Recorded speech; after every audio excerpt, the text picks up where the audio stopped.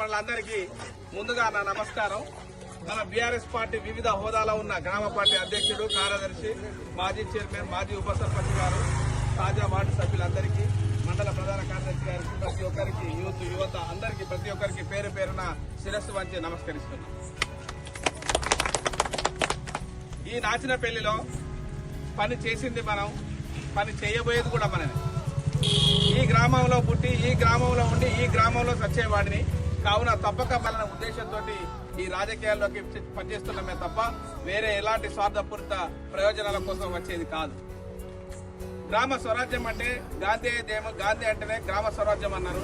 దాన్ని ఉద్దేశించి ఇక్కడ అంతా ఎస్టీ కాలనీ అంటారు, ఎరకలి వాడ అంటారు. ఆ యొక్క పేరు తొలగించాలనే ఉద్దేశంతో, మంచి సదుద్దేశంతో ఇక్కడ ఒక గాంధీ సెంటర్ ఏర్పాటు చేయాలి. ఇక్కడ ఎక్కడన్నా అంటే గాంధీ కాడ ఉన్న ఒక పేరు రావాలనే ఉద్దేశంగా ఈ గాంధీని మనం ఏర్పాటు చేయడం జరిగింది. ఈ గాంధీకి మన సొంత ఖర్చులతోటి ఆనాడు సుమారు 1,50,000 రూపాయల దాకా ఖర్చు వచ్చింది. ఆ రోజు మన గ్రామవాసులందరికీ ఓపెనింగ్ లో సుమారుగా భోజన వసతి కూడా ఏర్పాటు చేసినాం. సుమారుగా 3 లక్షల రూపాయల ఖర్చు సొంత నిధులతో పెట్టుకోవడం జరిగింది.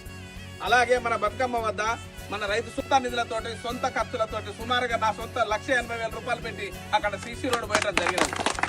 ఈ మన రైతు సోదరులందరూ మక్కలు కావచ్చు, ధాన్యం కావచ్చు, వరి ధాన్యం కావచ్చు అక్కడ వేసుకుంటున్నారు, ఉపయోగపడుతున్నారు.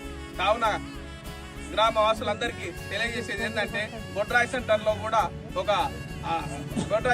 మనం ఒకటి అక్కడ డాష్ లాగా ఉండాలి. అందరికీ ఆడొక కూర్చునే ప్రదేశం ఏర్పాటు చేయాలనే ఉద్దేశంగా అక్కడ కూడా సుమారుగా 2,80,000 రూపాయలు సొంత డబ్బులతోటే కట్టి అందరికీ అక్కడ ఒక రచ్చబండ లాగా ఉండాలని చెప్పి అక్కడ కట్టింది కూడా మనమే.